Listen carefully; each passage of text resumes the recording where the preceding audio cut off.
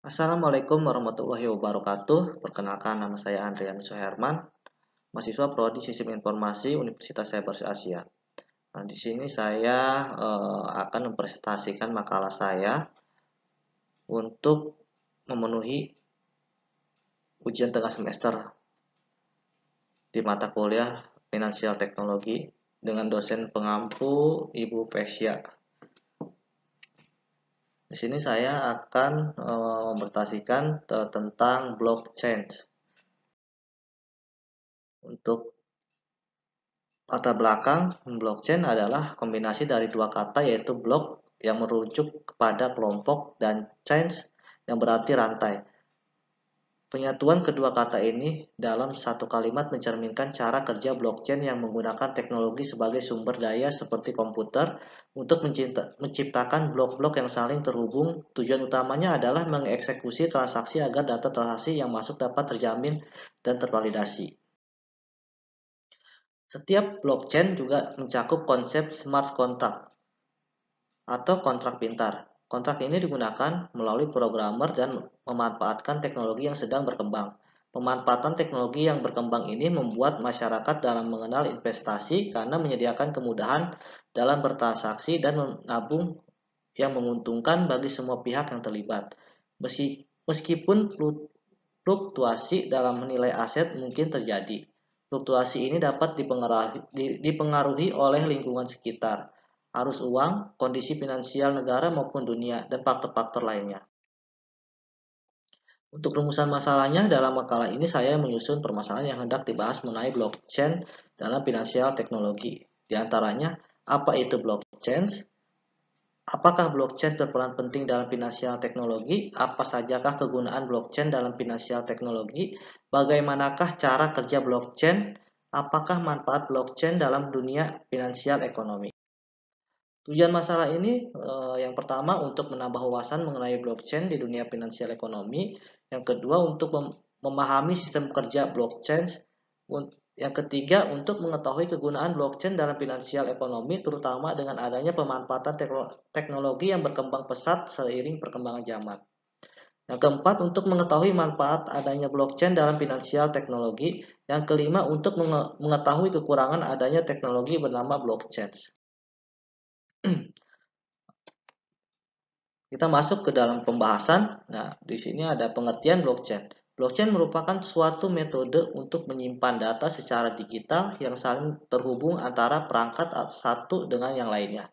Penggunaan blockchain ini erat kaitannya dengan cryptocurrency karena sifat mata uang digital tersebut yang terdesentralisasi sehingga memungkinkan penggunanya tanpa perlu melibatkan perantara seperti lembaga keuangan atau pemerintah. Oleh karena itu, blockchain digunakan sebagai platform yang memungkinkan mata uang digital dapat digunakan dalam transaksi. Blockchain dapat dianggap sebagai bentuk buku besar terdistribusi atau distribusi ledger yang efisien dan dapat memverifikasi transaksi antara dua pihak. Blockchain terkenal karena kemampuan dalam memproses transaksi keuangan. Namun, selain itu, blockchain juga memastikan bahwa transaksi sesuai dengan aturan khusus yang telah disepakati oleh para pihak melalui smart contract, yang merupakan program otomatis dalam sistem blockchain. Smart contract ini akan dieksekusi ketika kondisi transaksi telah terpenuhi dan akan dimasukkan ke dalam baris kode. Penggunaan smart contract melibatkan aturan-aturan sederhana seperti jika, ketika, dan maka yang langsung dituliskan dalam bentuk coding pada teknologi blockchain. Jaringan blockchain akan memeriksa apakah kondisi dalam smart contract telah terpenuhi dan diverifikasi sebelum kontrak dijalankan.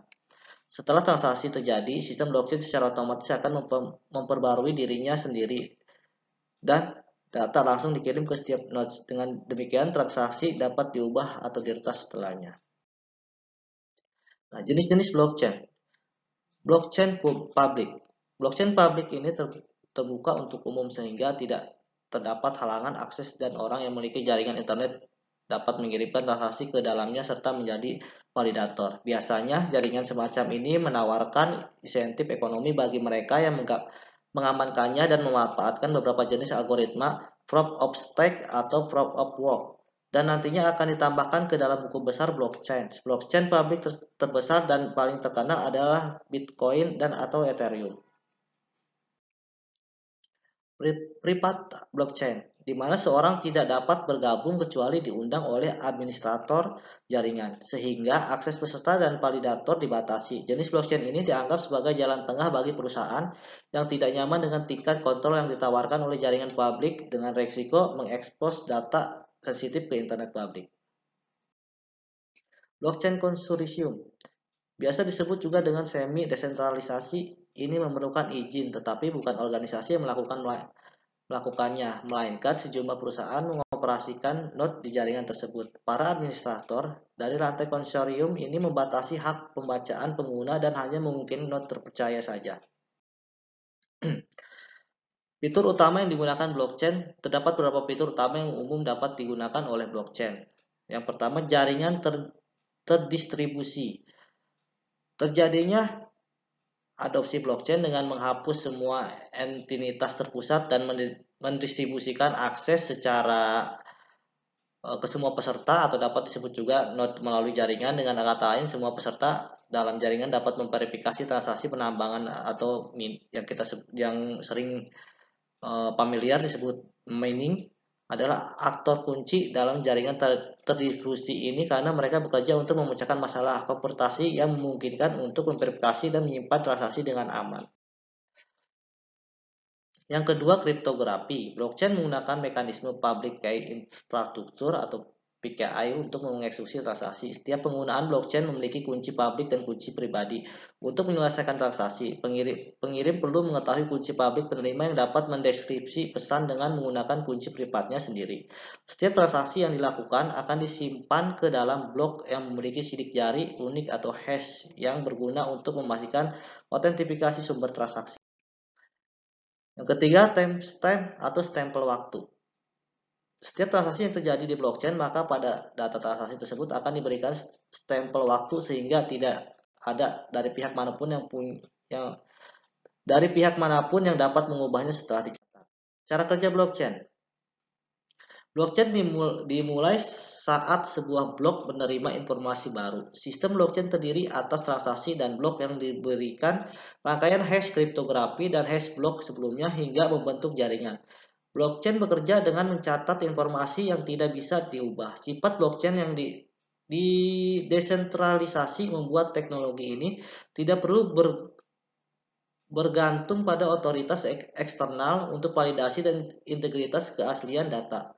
Proses ini merupakan proses terdesentralisasi yang biasa terjadi di antara node jaringan untuk memastikan informasi tersebut valid. Supaya lebih jelas, berikut adalah alur dan cara kerja dari teknologi blockchain.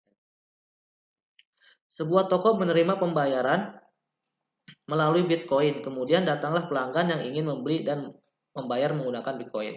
Pemilik toko memberikan alamat wallet untuk melakukan transaksi pembayaran. Transaksi ini akan dikirim dalam bentuk request yang nantinya akan tersampaikan kepada penambang Bitcoin. Penambang Bitcoin adalah sekelompok orang atau seseorang yang memiliki perangkat khusus untuk melakukan hitung matematis dari setiap transaksi Bitcoin. Mereka lah yang akan menjadi bagian dari blok dan yang akan membentuk chain.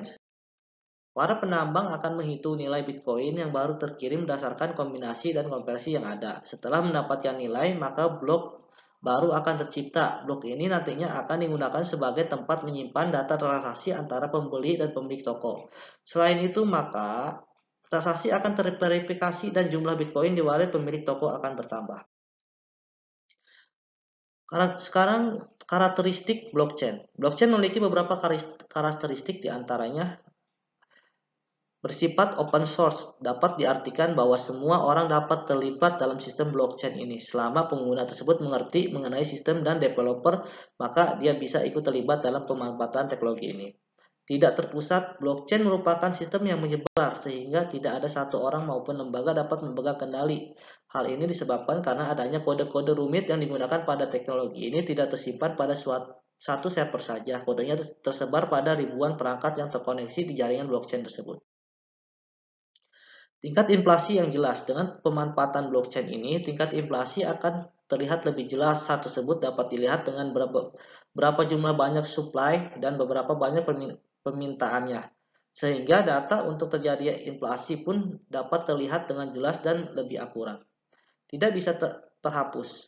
Setiap transaksi yang terjadi di dalam blockchain tidak bisa dibatalkan ataupun dihapus. Hal itu disebabkan karena teknologi ini hanya mampu menambah data dan tidak bisa menghapus maupun melakukan perubahan data. Dengan begitu, potensi terjadinya kejahatan finansial teknologi seperti hacker rendah. Keunggulan blockchain. Berikut adalah keunggulan blockchain. Di antaranya, sistem lebih transparan. Setiap transaksi yang menggunakan teknologi blockchain ini bisa terlihat oleh pihak publik secara umum. Publik dapat memeriksa dengan bebas setiap transaksi yang terjadi. Sistem seperti ini membuat koin yang memiliki seorang tidak bisa digunakan untuk kebutuhan apapun tanpa sepengetahuan pemiliknya. Sistem proteksi yang lebih baik. Teknologi ini menggunakan sistem verifikasi oleh penambang atau miners sebelum data atau transaksi tersebut masuk ke proses selanjutnya. Jika diperhatikan, bagian struktur database dari blockchain ini hanya memiliki fitur untuk menambah data, tidak ada fitur untuk melakukan perubahan. Dengan tidak memilikinya fitur tersebut, maka data pun tidak untuk versi masukan hacker menjadi lebih rendah. Sistem audit lebih baik. Ketika semua orang dapat melakukan tracking dan melihat semua data transaksi, maka audit juga bisa dilakukan dengan mudah. Potensi untuk menghilangnya data pun rendah. Hal ini disebabkan oleh database yang hanya dapat digunakan untuk menambah data. Kelemahan blockchain. Selain keuntungan, blockchain juga memiliki kelemahan diantaranya. Kurang efisien. Data pada jaringan blockchain ini memerlukan kesepakatan dari pihak-pihak yang masuk ke dalam jaringan tersebut, sehingga terkadang membutuhkan waktu yang lebih lama ketika ia ingin bergabung dalam jaringan tersebut. Yang kedua, kesulitan untuk diatur. Sistem desentralisasi menjadi pihak-pihak dalam blockchain tersebar dari berbagai belahan dunia, sehingga pembaruan menjadi sulit terjadi secara merata dan menyeluruh, dan akan bergantung kepada pihak tersebut apakah ingin melakukan pembaruan atau tidak. Untuk kesimpulannya, blockchain merupakan teknologi transparan yang aman serta memiliki potensi kejahatan finansial teknologi yang rendah dengan dilindungi oleh kode-kode algoritma rumit dan juga diprogram hanya untuk menambah data, sedangkan untuk menghapus data dan mengubah data akan sangat sulit untuk dilakukan sebab fitur untuk menghapus data dan mengubah data tidak diprogram untuk disediakan. Dapat dibilang bahwa blockchain ini sangat terjamin dalam menyimpan data serta program perlindungan yang sangat kuat. Untuk sarannya, pemanfaatan teknologi blockchain ini memang rumit dan juga menjadikan sebuah keunggulan atau keamanan data yang diberikan, dan dapat dikatakan bahwa keamanan yang diberikan oleh blockchain terjamin. Namun, kesulitan untuk diatur karena kejangkauan yang luas mengakibatkan kesulitan terjadi pembaruan data yang dimiliki blockchain secara merata. Tidak hanya itu, rumitnya memvalidasi data karena adanya hubungan dengan pihak lain yang terlibat menyebabkan keterlambatan dalam melakukan kesepakatan dalam waktu singkat. Akan lebih baik apabila pembaruan yang perlu dilakukan dapat dilakukan secara otomatis tanpa perlu mengubah data yang dimiliki oleh pihak-pihak yang terlibat, sehingga waktu yang diperlukan dapat dilakukan lebih singkat atau tidak memakan waktu yang lebih lama. Cukup sekian dari presentasi dari saya. Apabila ada kata-kata atau ada yang kurang, mohon dimaklumi. Terima kasih. Assalamualaikum warahmatullahi wabarakatuh.